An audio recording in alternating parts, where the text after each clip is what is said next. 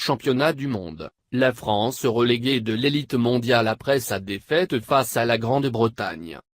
L'équipe de France a été battue par la Grande-Bretagne 3-4 après prolongation, 0-0, 3-2, 0-1, 0-1, lors de son 7e et dernier match du tour préliminaire du championnat du monde, lundi à Košice, Slovaquie.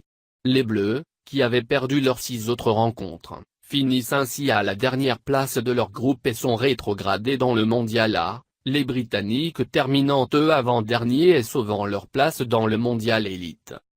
La Grande-Bretagne, qui venait d'accéder au mondial élite, a eu du mal à se créer des occasions nettes, mais a su profiter des erreurs des Bleus, qui avaient pourtant mené 3-0.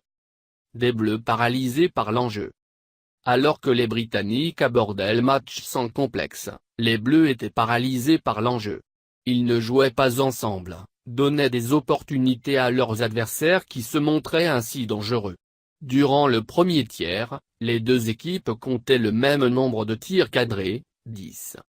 Revenus sur la glace le visage fermé, les Bleus retrouvaient le sourire grâce à Anton Rökch, assistance Antonin Manavian et Tim Boson, qui ouvraient le score, 1-0, 24e. Face à la défense statique britannique, ils étaient arrivés lancés.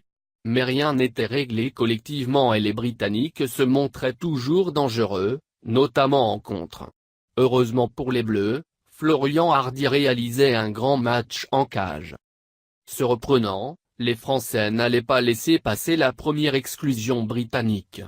Florian Chakiachvili lançait de loin le palais que Sacha Treille, juste devant le gardien, poussait dans la cage, 2-0, 28e. Et, 6 secondes plus tard, sur la remise en jeu, Rökch, assistance Valentin Claireau, marquait encore, 3-0, 28e. De mauvaises relances. Alors que les Bleus venaient de récupérer le palais et commençaient à le monter, Tim Boson, bon depuis le début du mondial, tentait une transversale interceptée par Robert Dodd qui revenait immédiatement vers Hardy et le trompait, 1-3, 35e. Lors d'une autre mauvaise relance, les Bleus perdaient le palais et Mick Hammond allait pouvoir réduire le score, 2-3, 39e. Dans les tribunes, les supporters britanniques se levaient, se prenaient par les épaules et se mettaient à danser. Durant le deuxième tiers, leur équipe comptait 9 tirs cadrés, contre 11 aux Bleus. Le troisième tiers commençait difficilement pour les Bleus, un palais perdu manquant de leur faire prendre un troisième but. Les Britanniques dominaient et Robert Farmé finissait par réussir l'égalisation, 3-3, 46e.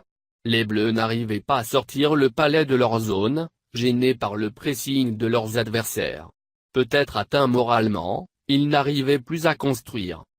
Le tournant du match survenait à 4,06 de la fin, avec l'exclusion de Robert Lahouyux, car les Bleus n'arrivaient pas à profiter des 2 minutes à 5 contre 4.